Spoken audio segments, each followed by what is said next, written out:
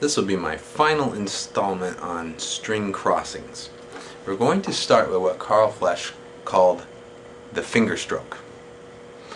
If you go back to my Colle video, C-O-L-L-E, you will find some of these exercises. I won't go through all of them, but we will start on that video. You see, I teach you how to do this.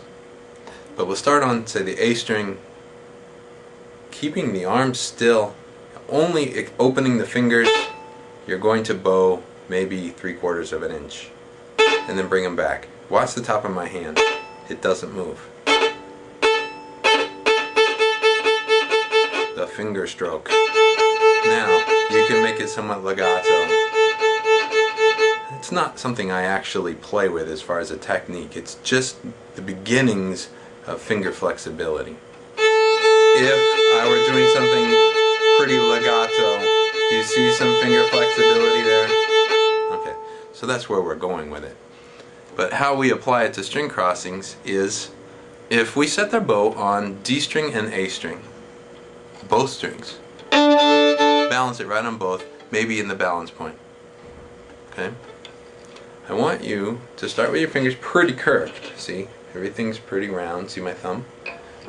I want you to now extend the fingers, open them up. The thumb will look pretty straight as well. See it open?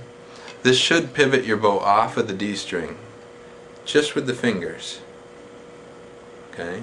Then bring them in all the way. Watch my pinky. See how round it gets? And this should put you on the D string and bring you off of the A.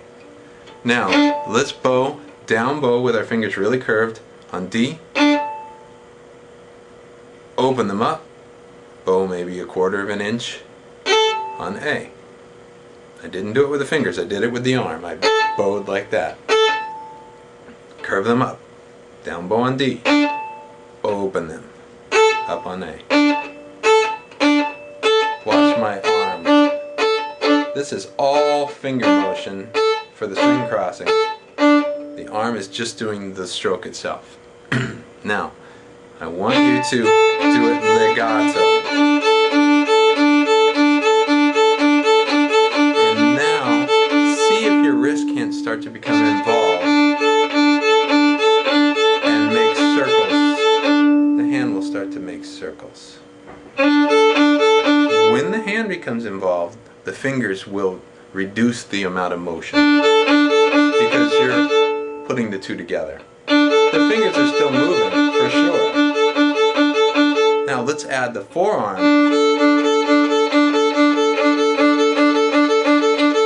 If you go back to my previous video, we were talking about doing string crossings in the lower half.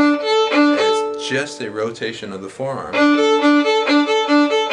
But in reality, I don't do anything without letting the fingers slightly move.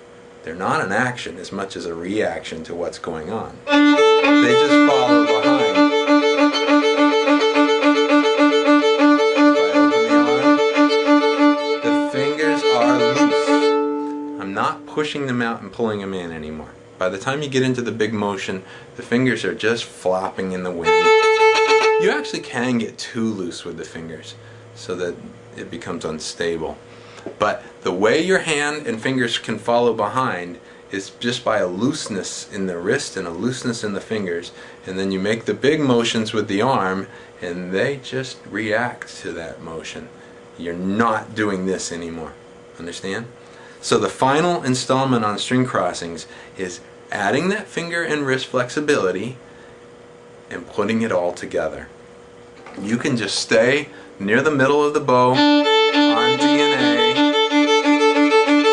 Start with really small bows, mostly finger. A little bigger, you're adding wrist. A little bigger, you add forearm. Depending on how much bow you're using, it determines how much and what part of the arm is engaged. Understand? I hope that this has been helpful. String crossings are certainly tricky. Do them really slow, but then you must also practice a little faster and practice a little faster. You cannot learn to play fast by only playing slow. So good luck, and let me know how it's going, okay?